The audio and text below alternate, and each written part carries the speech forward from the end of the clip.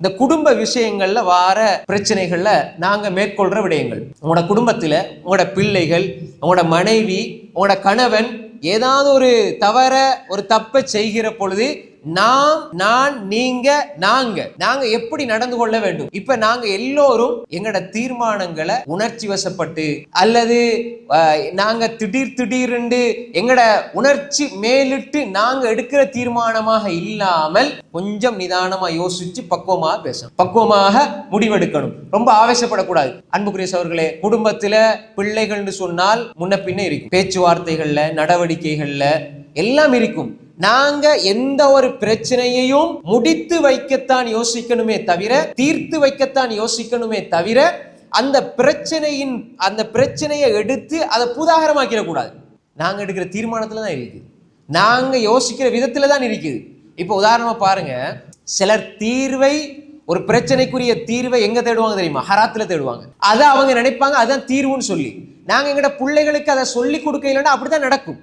உதாரணமா பாருங்க, உங்களோட பிள்ளைகள்ல யாராவது ஒரு பிள்ளைக்கு ஏதாவது மனசுல கஷ்டம் வந்து ஸ்கூல்லையோ அல்லது மதரசாவிலையோ அல்லது நண்பர்களோட சேர்ந்தோ ஏதோ ஒரு பிரச்சனை வந்து ஏதாவது ஒரு கட்டத்துல இக்கட்டான சூழ்நிலையில உங்களோட பிள்ளை மனசளவுல கஷ்டப்பட்டு இருக்கும்.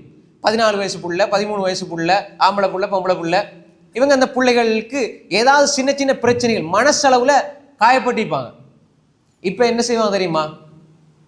அவங்களோட நெருக்கமாக இருக்கிற நண்பர்களோ, நண்பின்னா ஆம்பளைக்கு ஆம்பளை, பொம்பளை பொம்பளை, இந்த கூட்டாளிமார்கள் என்ன செய்வாங்க, அல்லது இவங்களோட தாத்தா தங்கச்சி என்ன செய்வாங்க தெரியுமா? யாராவது ஒரு இந்த உளவியல் மோட்டிவேஷன் பேசுற ஒரு இந்து, அதாவது வேறு மதத்துல உள்ள யாராவது ஒருத்தர் வீடியோ கிளிப் எடுத்து அதுல நல்ல ஒரு பாட்டு, மியூசிக் போகும், பாட்டு போகும், அதை எடுத்து அனுப்புற, இதை பாரு, உன்னால முடியும், நீ அப்படி செய்யலாம்னு சொல்லி அதை கொடுப்பாங்க. இப்ப வாப்பமார் அப்படிதான், டீச்சர்ஸ்மார் அப்படிதான், அல்லாஹ் பாதுகாத்தவர்களை தவிர.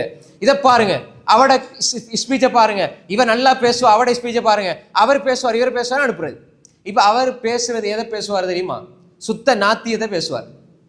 இரண்டாவது பாடல், அதுக்குள்ள யாரையாவது ஒரு பாடலை கொண்டு போட்டு எடிட் பண்ணி போட்ட உடனே அது அந்த உணர்ச்சி வசப்படுறது.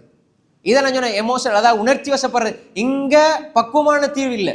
குர்ஆன் என்ன சொல்லுது, ஹதீஸ் என்ன சொல்லுது, அல்லாஹ் என்ன சொல்றான், அல்லாஹ்வுடைய தூதர் என்ன சொன்னாங்க, ஒரு பிரச்சனை வரும் பொழுது அதை சஹாபாக்கள் எப்படி தீர்த்தாங்க, இமாம்கள் எப்படி சொன்னாங்க, இப்படி வஹியை பார்க்கறதுக்கு பதிலா எமோஷனல் ஆகுது. உடனே அவர் பேசுனது, இவர் பேசுனது, அங்க என்ன நடக்குமெண்டா ஒரு பாடல், ஒரு இசை, அதே மாதிரி அவங்க பேசுற நாத்திய சிந்தனைகள் எல்லாம் உள்வாங்கப்பட்டு இவங்க நினைப்பாங்க என்னடா இது பிரச்சனைக்கு தீர்வு உண்டு. இது பிரச்சனைக்கு தீர்வு அல்ல.